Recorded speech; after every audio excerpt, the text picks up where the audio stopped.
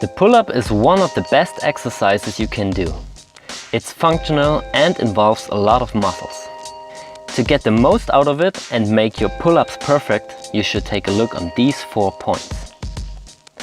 We are starting right here with the mistakes. When you do pull-ups, you should always aim for a full range of motion. Do not only use the upper or lower part of the movement and go into full extension of your arms at the bottom. A pull-up should also be performed with strength and not with momentum. Avoid any form of kicking and swinging. Of course, it's also important to control the movement the whole time. Don't let yourself fall into your joints. The last mistake is to not pull evenly. You should control yourself to pull with both sides equally to avoid imbalances. The next point is the width of your grip. Here you can choose different versions from a wide to a close grip. Avoid a too wide grip, because the wider you choose the grip, the more your elbows go to the side. And this is not an optimal position for the shoulders and can lead to injuries. When you choose a narrow grip, your elbows stay close to the body. This is not bad at all, but to target your latissimus optimally, you should choose a grip which allows you to do a mix of extension and adduction. With this arm movement, you will target your lats in an optimal way. A shoulder wide or little more than shoulder wide grip is optimal for that movement. Of course, you can also use other grips for your pull-ups, like the chin grip or a neutral grip.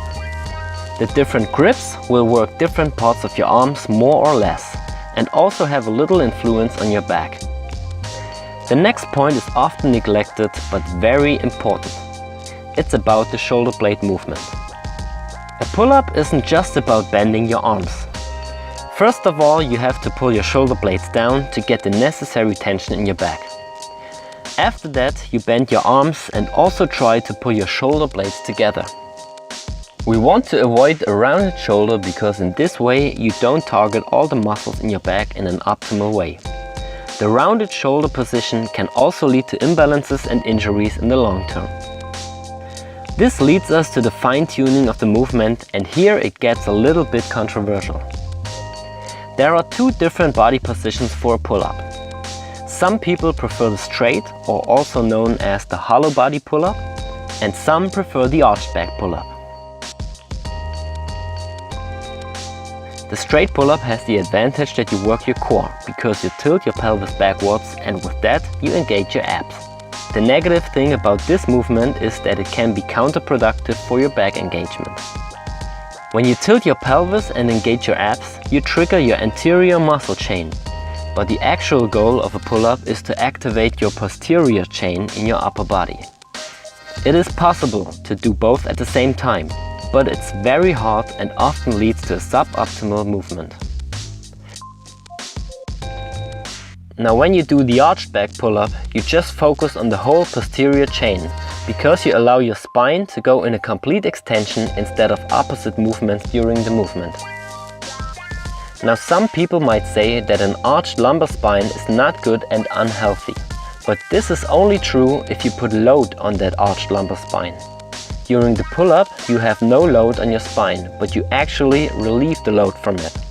So this is an active arch position, which is not bad at all. When it comes to the position of your legs, it's possible to cross them or not. If you cross your legs, it will be easier to stabilize the movement. If you do your pull-ups with uncrossed legs, your body has to do more stabilization work, especially in the core. This can be a pro or a con, depending on your goals, but it plays a minor role in terms of back development.